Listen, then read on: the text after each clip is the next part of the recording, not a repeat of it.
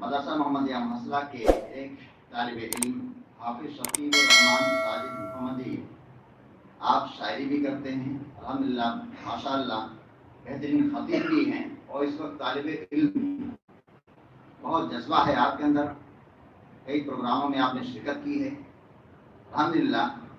ہم چاہتے ہیں کہ آپ سے 15 منٹ کا خطاب آپ کا سنیں، ہمارے سامعین بھی سنیں، اور آپ کا جو موضوع ہے دنیا کی حقیقت، آپ آئیں اور اس موضوع کی وضاحت کریں 15 منٹ۔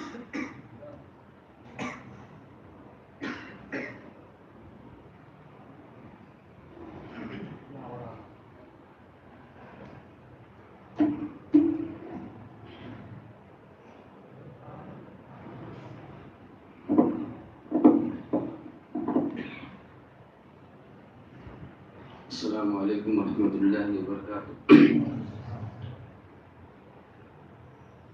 بسم اللہ وحدہ والصلاة والسلام على من لا نبی بعدہ، اما بعد، اشہد ان لا الہ الا اللہ وحدہ لا شریک لہ واشہد ان محمدا عبدہ ورسولہ۔ اعوذ باللہ السمیع العلیم من الشیطان الرجیم، بسم اللہ الرحمن الرحیم۔ انما الحیاة الدنیا لعب ولہو وان الدار الآخرة لہی الحیوان لو كانوا يعلمون۔ وقال النبی صلی اللہ تعالی علیہ وآلہ وسلم: لو كانت الدنيا تعدل عند الله جناح بعوضة ما سقى كافرا منها شربة ماء، رواه الترمذي في ابواب الزهد وصححه الالباني رحمه الله۔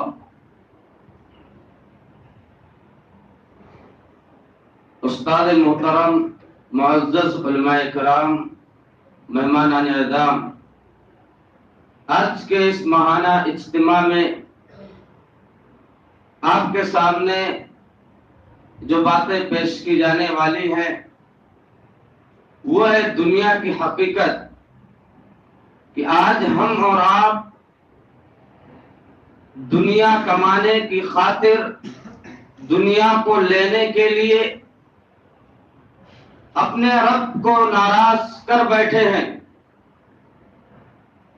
سماج کا، معاشرے کا کوئی بھی انسان ہو، وہ دنیا کی خاطر مال کیسے آ جاوے، اس کی زندگی کیسے اچھی بن جاوے، وہ اللہ رب العالمین کو ناراض کر دیتا ہے۔ حرام اور حلال کی ذرہ برابر بھی اس کے یہاں تمیز نہیں پائی جاتی۔ وہ کس طرح چاہتا ہے کہ اس کے پاس مال آئے، پراپرٹی اس کی بن جاوے۔ اب وہ یہ نہیں دیکھتا کہ جس طریقے کو وہ اپنا رہا ہے وہ طریقہ کون سا ہے، جس قدم کو وہ آگے بڑھا رہا ہے وہ قدم کس طرف جا رہا ہے۔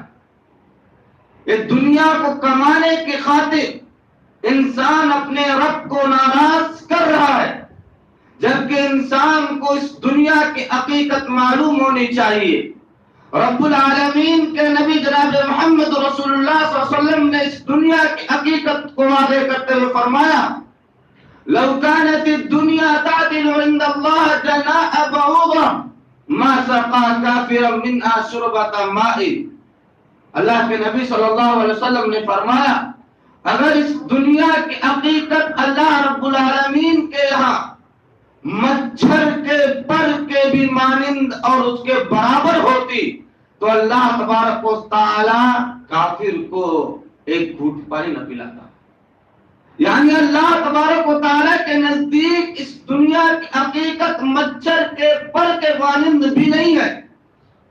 اسی طرح اللہ کے نبی صلی اللہ علیہ وسلم نے دوسری روایت سنن ترمذی کے اندر ابواب الزہد کی روایت، اللہ کے نبی صلی اللہ علیہ وسلم نے فرمایا: دنیا کی حقیقت معلوم کرنا چاہتے ہو، اپنی انگلی کو پانی کے اندر ڈالو، سمندر کے اندر ڈالو، دیکھو کتنا پانی تمہاری انگلی کے اندر رکھتا ہے، اس سے بھی کمتر دنیا ہے۔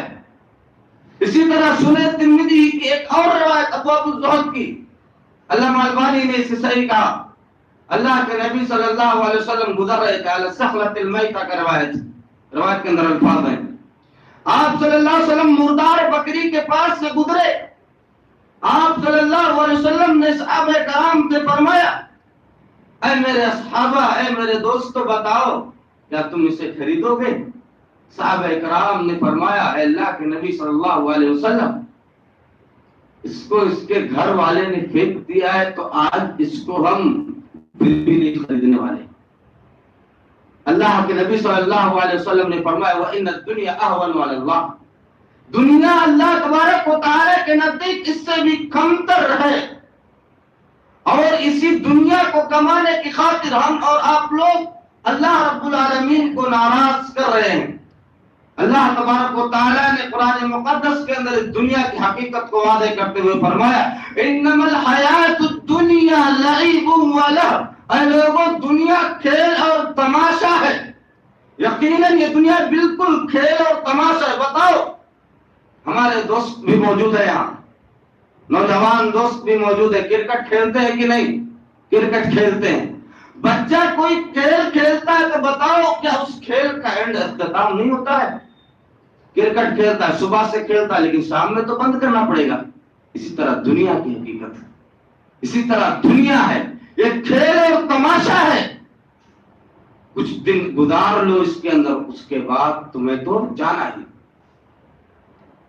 اور اس دنیا کو اللہ رب العالمین نے جب ہم اور آپ نے جان لیے کہ اس دنیا کی حقیقت کیا ہے، اللہ رب العالمین کے آج دنیا کی کوئی حقیقت ہی نہیں کہ آدمی اس دنیا، یہ دنیا اسی انسان کے لیے بہتر ہے جو انسان اس دنیا میں رہتے ہوئے اللہ رب العالمین کو راضی کر لے، اور جو انسان اس دنیا کے اندر رہتے ہوئے اللہ کو ناراض کر لے، اس کے لیے دنیا بہتر نہیں بلکہ اس کے لیے خسارے کا باعث بن جائے گی۔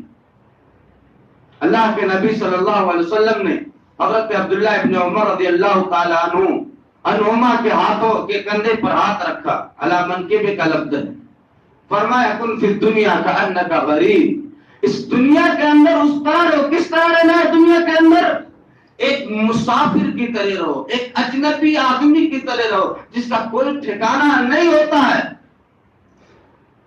حضرت عبداللہ ابن عمر رضی اللہ تعالی عنہ فرمایا کرتے تھے، اذا اصبحت فلا تنتظر المساء واذا امسيت فلا تنتظر الصباح وخذ من صحتك لمرضك ومن حياتك لموتك، اے لوگوں یاد رکھو، جب تم صبح کر لو شام کا انتظار مت کرو، شام کر لو صبح کا انتظار مت کرو، اور اپنی صحت کے اندر وہ نیکیاں کر لو، وہ اچھے اعمال کر لو جو تمہاری بیماری کے اندر تمہیں کام دے، اور تم اپنی زندگی اور حیات کے اندر وہ کام کر لو جو تمہارے موت کے بعد تمہیں کام دے۔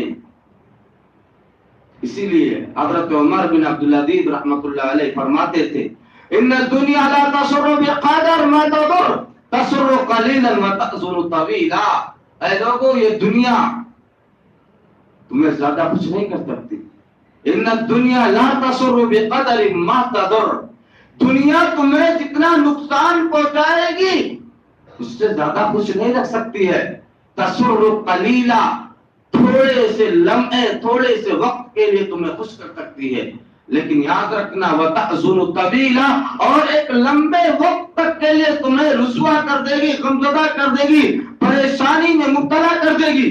تو اس لیے ہماری اور آپ کی ذمہ داری بنتی ہے کہ اس دنیا کے اندر رہتے ہوئے، دنیا کی حقیقت کو جانتے ہوئے اپنے رب کو راضی کرنے کی کوشش کریں، اور جس مقصد سے رب العالمین نے ہمیں اور آپ کو اس دنیا کے اندر پیدا کیا ہے اسی مقصد کو یاد کر کے اس کی تیاری میں لگ جائے۔ اللہ تبارک و تعالیٰ نے سورہ ملک کے اندر انسانوں کو پیدا کرنے کا مقصد بتلایا، تبارک الذی بیدہ الملک وهو على كل شيء قدير الذي خلق الموت والحياة ليبلوكم أيكم أحسن عملا، اے لوگوں یاد رکھو وہی وہ ذات ہے جس کے ہاتھ میں بادشاہت، وہ بابرکت ہے جس کے ہاتھ میں بادشاہت ہے، ہر چیز پر وہ قادر ہے.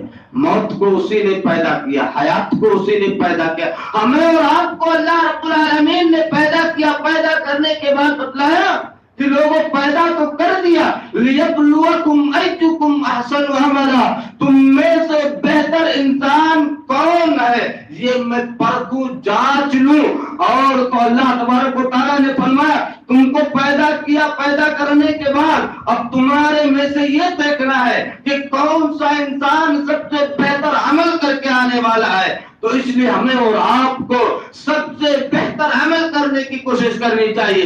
اس کو ایک مثال کے ذریعے سے, جس طرح ہم دنیا کے اندر مگن ہیں, دنیا کے اندر ڈوبے ہوئے ہیں, ایک مثال کے ذریعے سمجھا جا سکتا ہے. ہمارے اور آپ کے ہاتھ میں موبائل موجود ہے, دیکھتے ہیں کہ نہیں؟ سب کے ہاتھ میں موبائل موجود ہے. اس موبائل کا اصل مقصد کیا ہے؟ اس موبائل کا اصل مقصد بات کرنا ہے. اسی لیے جب ابتدا میں موبائل کو بنایا گیا تو صرف کال آتا اور جاتا تھا, انکمنگ اور آؤٹ گوئنگ تھی. آپ اس میں جس طرح لائیو ہو رہا ہے ساری چیزیں دیکھ نہیں سکتے تھے. ابھی بھی جب وہ ساری چیزیں اس میں آ چکی, ٹیکنالوجی کی ترقی کے بعد موبائل میں ساری چیزیں موجود ہیں, تو بتاؤ کہ اگر آپ واٹس ایپ چلا رہے ہیں, کوئی امپورٹنٹ کام کر رہے ہیں, اس دوران کسی کا فون آ جاتا ہے, تو بتاؤ کہ تم جو کام کر رہے ہو وہ کام کرتے ہو کہ فون اٹھاتے ہو؟ فون اٹھاتے نا. اسی طرح ہماری زندگی کا مقصد ہونا چاہیے. اللہ تبارک و تعالیٰ نے ہمیں اور آپ کو اپنی عبادت کے لیے پیدا کیا ہے, تو اس لیے جب بھی وہ عبادت کا وقت ہو جائے سارے کام کو بالائے طاق رکھ کر اللہ کی عبادت کی طرف آ جانا چاہیے. یہ ہماری اور آپ کی زندگی کا مقصد ہونا چاہیے, نہیں تو ہم اور آپ خسارہ اٹھانے والوں میں سے ہو جائیں گے. اسی طرح زہد کے واقعات کو تھوڑا سا اشارہ کر کے میں اپنی بات کو ختم کروں گا کہ کس طریقے سے اللہ کے نبی صلی اللہ علیہ وسلم اور صحابہ کرام کے اندر دنیا سے بے رغبتی پائی جاتی تھی. کس طرح وہ دنیا کو صرف بقدر کفاف, صرف کام چل جائے اس حد تک دنیا کو کمانے کی کوشش کرتے تھے, اور دنیا میں رہ کر آخرت کی تیاری کس طرح کرتے تھے. سب سے پہلے ہم اور آپ دیکھیں کہ نبی کائنات علیہ الصلوۃ والسلام جو بخشائے ہوئے ہیں, اللہ کے نبی صلی اللہ علیہ وسلم کی زندگی کا معاملہ یہ ہے.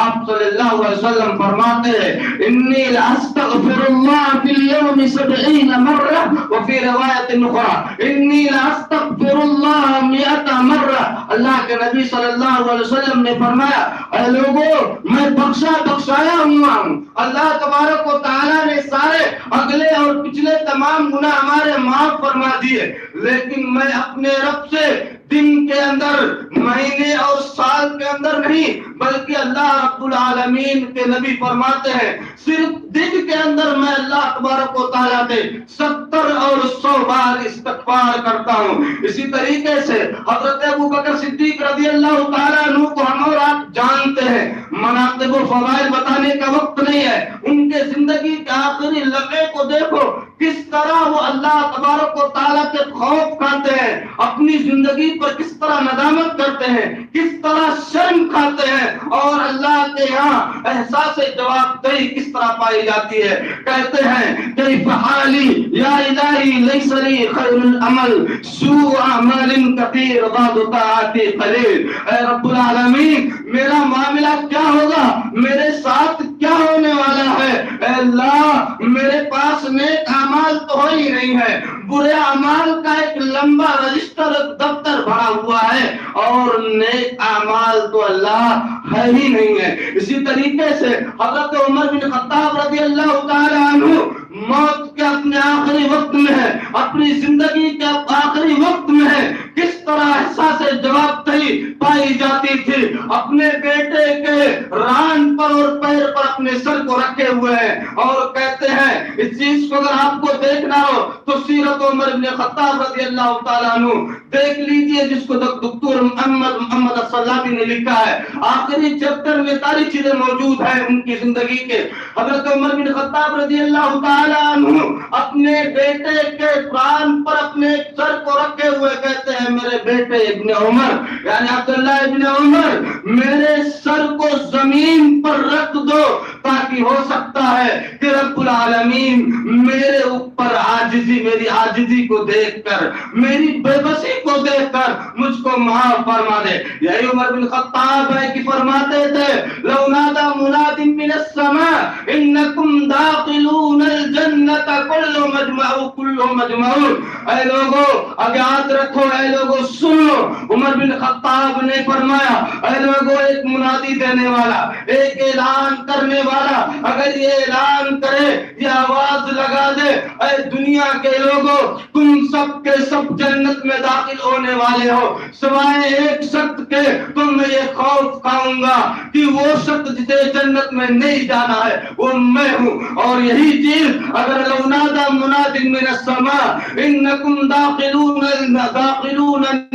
الا رجلا واحدا تو لرجوت ان اكون ہوا۔ اللہ کے نبی صلی اللہ علیہ وسلم کے صحابی عمر بن خطاب نے فرمایا اے لوگوں اگر آسمان سے ندا لگانے والا، آواز دینے والا اور اناؤنسمنٹ کرنے والا اعلان کر دے کہ اے لوگوں دنیا کے تمام لوگ جہنم میں جائیں گے سوائے ایک آدمی کے، تو میں یہ امید رکھوں گا اللہ رب العالمین سے کہ وہ جنت میں جانے والا انسان کوئی دوسرا نہیں بلکہ حضرت عمر بن خطاب ہوں گے۔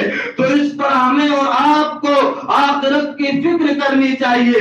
اسی طریقے سے حضرت ابو، آخری بات میں بتا کے اپنی بات کو ختم کر رہا ہوں کہ حضرت ابو ہریرہ رضی اللہ تعالی عنہ جنہیں محدث صحابہ کہا گیا، جنہیں حافظ حدیث کہا گیا، حضرت ابو ہریرہ رضی اللہ تعالی عنہ اپنی موت میں ہے، نزا کی حالت میں ہے، آخری وقت میں ہے، رو رہے ہیں، آنکھوں سے آنسو جاری ہے۔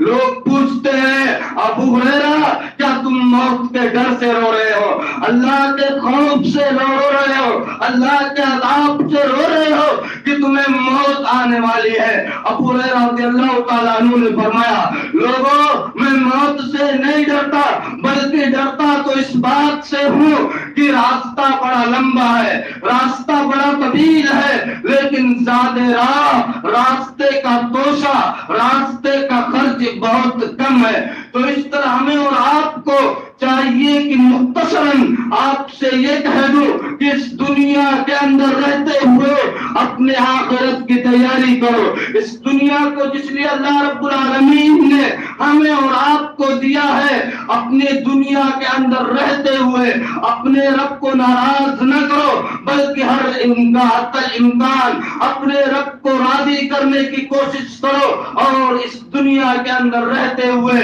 اپنی آخرت کو سنوار لو۔ اللہ رب العالمین سے دعا ہے کہ بار الہ تم تمام لوگوں کو کہنے اور سننے سے زیادہ عمل پیرا ہونے کی توفیق عطا فرما۔ اے بار الہ ہمیں آخرت کی فکر کرنے کی توفیق عطا فرما۔ اے اللہ ہمارے دلوں کے اندر دنیا کی حقارت کو اور دنیا کی کمتری کو ہمارے اندر بٹھا دے اور آخرت کے بڑپن کو ہمارے اندر بٹھا دے۔ آمین تقبل یا رب العالمین۔ وآخر دعوانا الحمد للہ رب العالمین۔ السلام علیکم۔